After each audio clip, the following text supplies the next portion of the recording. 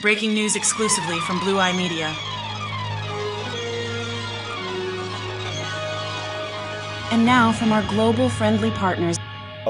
Is completely cordoned off. You have law enforcement from DC Police, Secret Service, ATF. You have National Guard members all keeping this area secure. And what we know right now, according to the Washington Post, other news outlets, is that a couple of members of the National Guard have been shot here in downtown Washington, D.C. We don't know the conditions of those Guard members at this point, but what we saw earlier was a pretty chaotic scene.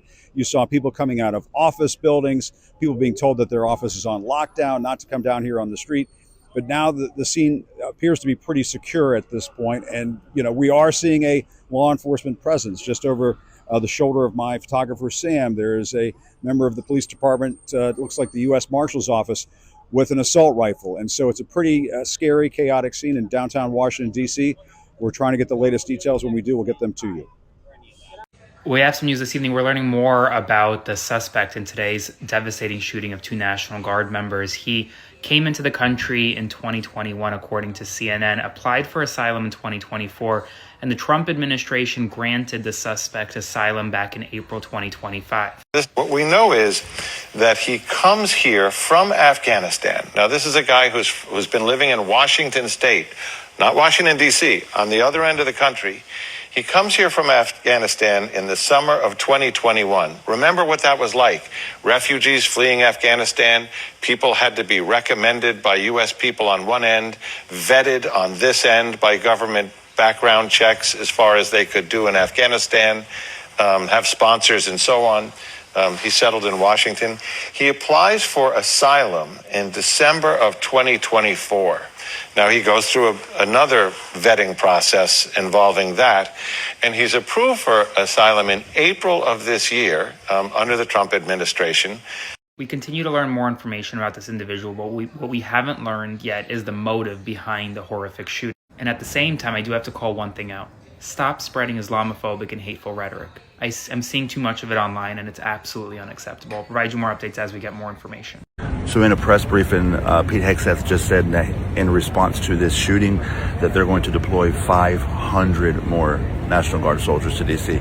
Number one, the deployment of Guard soldiers to D.C. has already been declared illegal, and they're waiting for the administration to appeal that.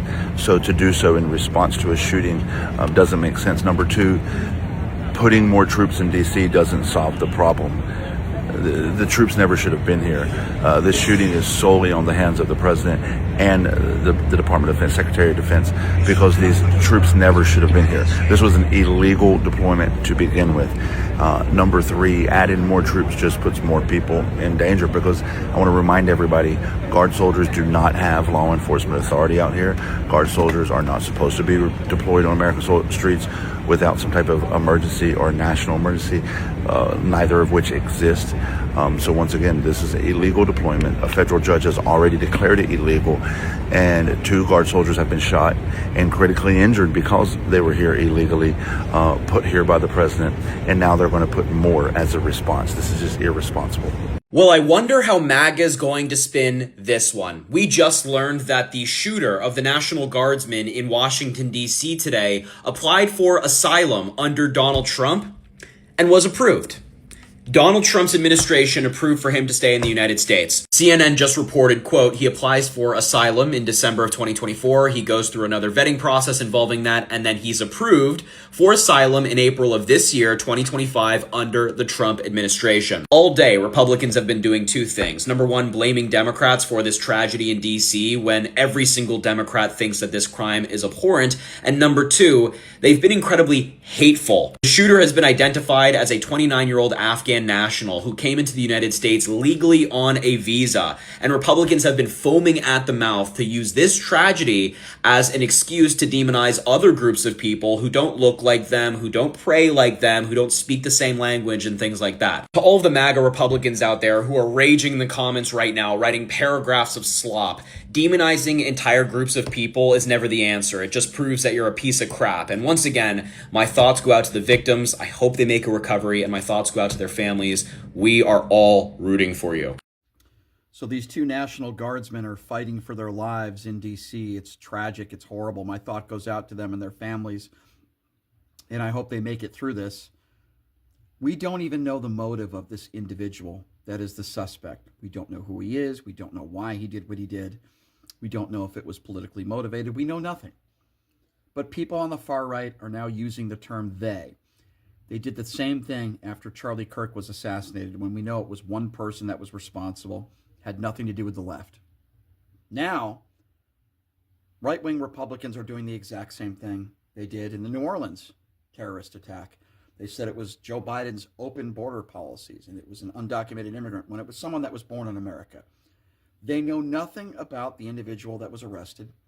They literally know nothing about motive, but yet they're blaming the left. They did this.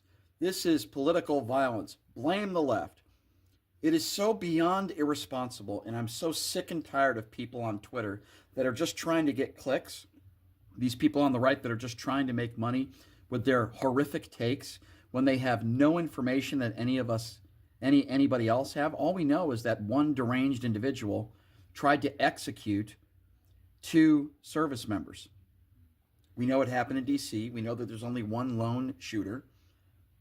And to my knowledge, right now, everybody is still alive. The 2 service members are in critical condition along with the shooter, who apparently is not cooperating. That's all we know. We don't know anything else.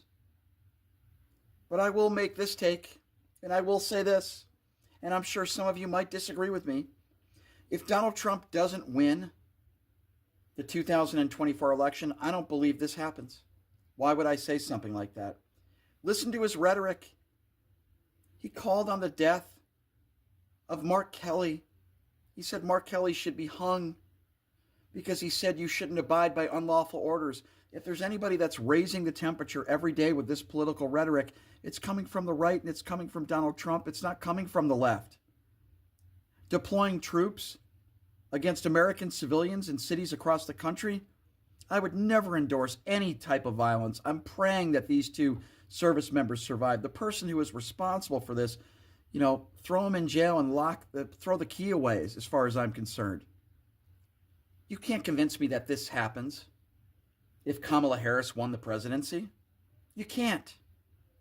But all you right-wing turds out there, keep going with your conspiracy theories and your Pizzagate and the 2020 election and COVID and any other conspiracy theory that you could think of. I'm sure we'll hear people say that George Soros was responsible for this, that he funded it. I'm just so sick of all of you people. I've had enough already.